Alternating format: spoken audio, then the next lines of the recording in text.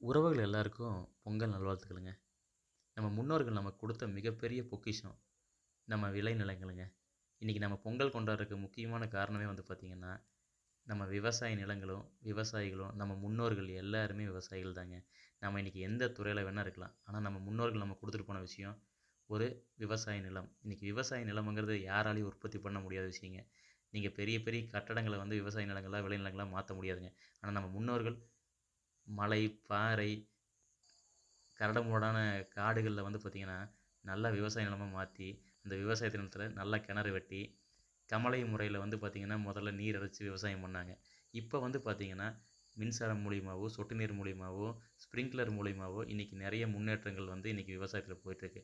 ஆனா, விவசாய நிலங்கள் வந்து இன்னைக்கு யாராலயும் உருவாக்க முடியாத விஷயங்கள்ங்க. இன்னைக்கு நம்ம பொங்கல் கொண்டாடுறோம். இவ்வளோ சிறப்பா பொங்கல் கொண்டாடுறோம்னா, நம்ம முன்னோர்களோட அடித்தளம் வந்து ரொம்ப ஆணி வேர் மாரி நல்லா வலுவா இருக்குங்க. அதனால தான் நம்ம இன்னும் நம்ம மண் வாசனை, பொங்கலுங்கிற விஷயத்த நம்ம இன்னும் கொண்டாடிட்டு இருக்கோம் எல்லாருமே. ஏன்னா நம்ம முன்னோர்கள் எல்லாருமே விவசாயிகளுங்க. நம்ம எல்லாருமே விவசாயத்துலேருந்து வந்திருக்கோம். இன்னைக்கு நீங்க எந்த துறையில, எந்த ஊர்ல, எவ்வளோ பெரிய உயர் இடத்துல வேணா இருக்கலாம். ஆனா, நீங்க பின்னோக்கி போனீங்கன்னா, உங்களோட முன்னோர்கள் விவசாயிகளா இருந்திருப்பாங்க. விவசாயம் வந்து அற்புதமான விஷயங்க. விளைநிலங்கள கண்டிப்பா வந்து நம்ம எந்த காரணத்துக்காகவும் விற்பனை பண்ணக்கூடாதுங்க.